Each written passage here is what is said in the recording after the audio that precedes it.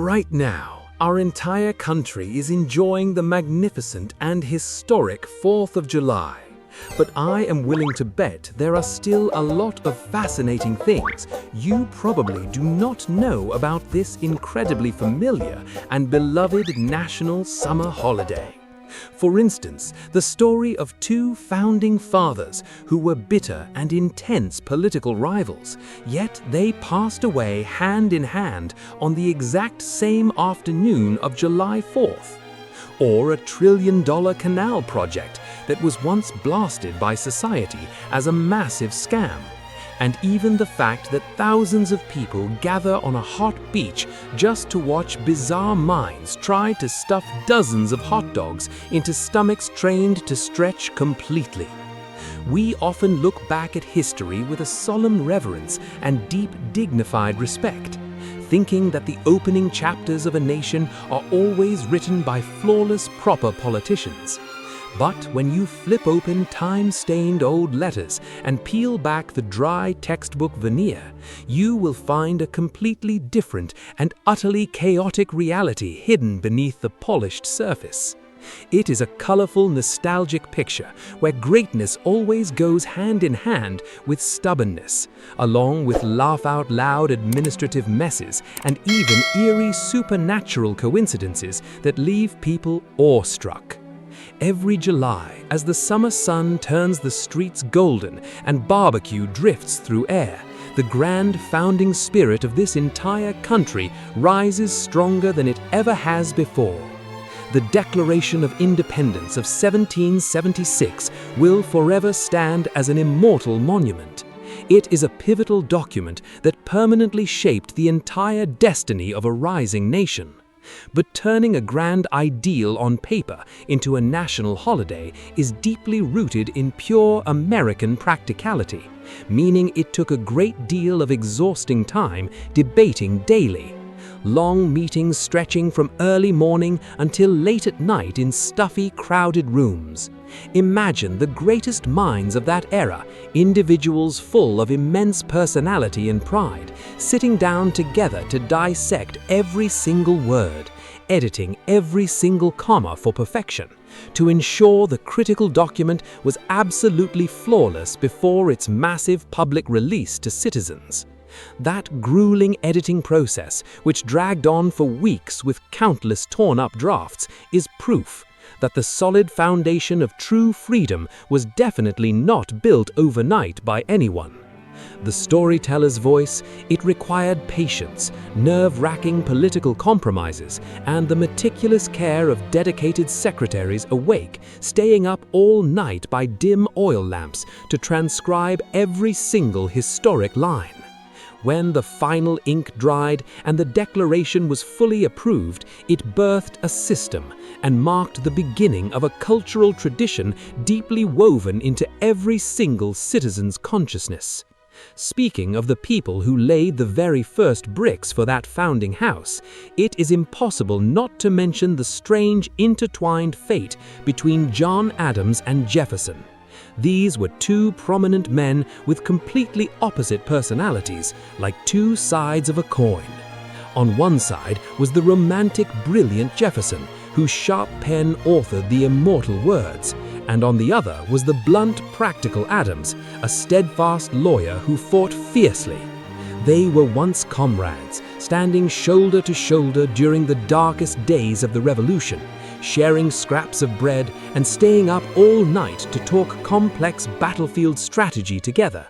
However, as the gears of power in a young nation began to turn smoothly, today, deep disagreements over how to run the country pushed them to opposite sides instantly. For decades after, they turned into lifelong political arch-rivals, leading two opposing fiery parties, clashing in some of the most brutal and ruthless election campaigns history has ever seen. Friends turned their backs, the media smeared them, and the two great men stopped communicating, holding onto deep, bitter misunderstandings through the absolute peak years of their incredible careers. But the beautiful thing about great minds is they always find their way home. In the twilight of their lives, with hair turned completely white and burdens passed on, thanks to the connection of a mutual friend, Adams and Jefferson began writing letters again. Those letters were no longer fiery political debates, but warm inquiries and nostalgic reflections instead. They ground their ink carefully, writing every single line on fine parchment with absolute dedication, sending them via stagecoaches across hundreds of miles of long, bumpy roads for one reply. That deep bond was mended in a way both simple and sacred, until that day. It was a sunny morning of July 4th, right on the 50-year anniversary of freedom. Across the states, people were pouring into the streets to celebrate the grand Golden Jubilee, with massive church bells echoing beautifully through the valleys and shaking the very ground. In Virginia, in the quiet bedroom of Monticello, Thomas Jefferson lay on his deathbed. His breathing growing faint, the 83-year-old man managed to ask if it was the 4th. He wanted to wait to witness that momentous day one last time before passing away.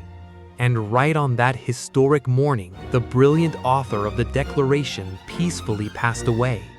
Hundreds of miles to the north in Massachusetts, 90-year-old John Adams was also dying. Completely unaware that his dearest friend had passed away just a few short hours earlier, Adams uttered his final words with boundless pride, stating, "Thomas Jefferson survives on this earth." That assertion was factually wrong at that moment, but spiritually true for the entire nation. Because Jefferson had become completely immortal in the heart of history, and Adams died next. News traveled very slowly back then, taking days of hard riding on horseback to hear that the two giants of American independence had left the world together that afternoon. This double passing carried a powerful, epic quality that completely stunned the entire listening nation. And people could not help but believe there was a hand of fate at work. And the universe did not seem ready to stop its game of coincidences just yet. Exactly 5 years later, on July 4th, 1831, James Monroe also passed away peacefully. The first 3 presidents who spent their entire lives defending liberty chose the exact same holiday. To break that historic streak of mourning, fate decided to bring a more cheerful tune by dropping a new life into the world on July 4th, 1812 instead. That was the birthday of Calvin Coolidge, who would later become the 30th president and the only commander-in-chief whose birthday coincided perfectly with our grand Independence Day celebrations. But in complete contrast to the loud, bustling holiday fireworks, Coolidge was an incredibly quiet man. People called him Silent Cal because he had a natural gift for keeping completely quiet. The high society of that era often passed around a classic anecdote from a dinner. A wealthy woman seated next to the president turned to him with a challenging smile, saying she made a large bet she could force him to say 3 words. Coolidge did not even blink, looking her straight in the eye with perfect timing, saying, "You lose." After that, the president casually leaned back down to keep enjoying his steak in silence, leaving the wealthy, high society woman completely frozen with a strained, awkward smile on her face. Over time, that self-deprecating American humor shifted from elegant ballrooms to muddy construction sites, where people were ready to make the absolute craziest economic gambles for massive future payouts. Let us go back to July 4th, 1817 in New York State right now. That was the groundbreaking day for the construction of the famous and massive Erie Canal, a transportation project that was mercilessly trashed by the entire media and public of that time. Political opponents even called it by the deeply sarcastic name, Clinton's Ditch, with pure mockery. After DeWitt Clinton, the stubborn governor who put his entire honor on the line for it. people thought it was the peak of delusion to dig a 300-mile man-made river here, through wild jungles, swamps full of poisonous mosquitoes, and limestone cliffs using nothing but muscle. They said it was a massive budget scam that would drown the state's finances forever. But the ditch diggers of that year, with calloused hands and nerves of steel, pulled miracles. When the first water flowed through the Erie Canal, it completely rewrote global economics textbooks. The cost of shipping goods from Buffalo to New York suddenly plummeted by 95%. Cargo that spent weeks struggling along treacherous trails now glided smoothly over water in days. The ditch people laughed at single-handedly turned New York into a trillion-dollar financial powerhouse town. That spirit of conquering boundaries seemed to become a genetic trait in our brilliant architects. Exactly 200 years later, also on July 4th, 2012, a new milestone. Construction workers successfully installed the massive antenna spire onto One World Trade Center's crown, reaching an architectural height of exactly 1776 feet above the historic city streets below. This number is a mathematical tribute to the birth year of the Declaration of Independence, carving a historic milestone directly into the New York sky as an assertion of true resilience. And if you think massive architectural works are always welcomed with rolling red carpets today, the story of the Statue of Liberty on July 4th, 1884 is hilarious. In Paris, the French government held a formal ceremony to officially hand over this statue. The French spent years casting every copper sheet, meticulously shaping every fold of her robes. Disassembled into 350 individual pieces and packed tightly into more than 200 crates. But when the ship docked, a laugh-out-loud situation unfolded for the entire world to see. The American government was flat broke and bluntly declared it had absolutely no construction budget. The notorious titans of Wall Street who owned massive fortunes turned out to be cheap. And so the symbol of world liberty had to sit quietly rotting inside wooden boxes, facing the risk of becoming the most expensive pile of scrap copper in human history. The savior of the statue was Joseph Pulitzer, a media mogul with a brilliantly cunning mind. He turned his newspaper, the New York World, into a roaring crowdfunding forum for citizens, promising anyone who contributed even just a single penny would have their name proudly printed. And a miracle happened as more than 120,000 poor working citizens sent change. That rain of pennies single-handedly built the sturdy stone pedestal standing tall in the sea. But if you think a goddess sitting in wooden crates is the strangest summer story, then you have definitely never witnessed the wildly entertaining brand of American madness at Coney Island. A fanatical crowd gathers around a small hot dog stand to cheer an event defying biology. Nathan's International Hot Dog Eating Contest, broadcast live today on major sports networks like ESPN.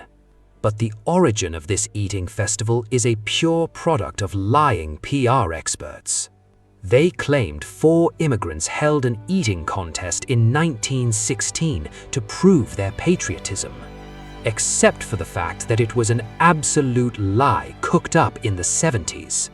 It was all a bizarre marketing stunt that accidentally took deep root in cultural life. And in the 21st century, this prank evolved into serious research for modern medical science. Watching legendary champion Joey Chestnut casually swallow 76 hot dogs and buns in 10 minutes.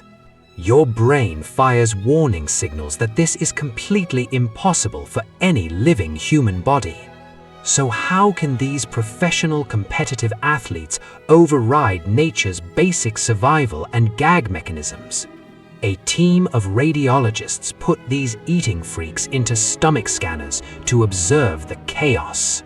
By drinking massive buckets of water for months, they completely stretched the stomach wall muscles, turning the organ into a giant maximum stretch elastic pouch expanding to take over the abdominal cavity, crushing and shoving all other internal organs to the side for pounds of processed meat. History, when stripped of dry speeches, emerges as a chaotic, miraculous chain of proud events. A day when 3 presidents died together and humans stretch organs for summer entertainment glory. If you could pick another bizarre event in history to honor, what crazy story would you choose? Leave your thoughts below.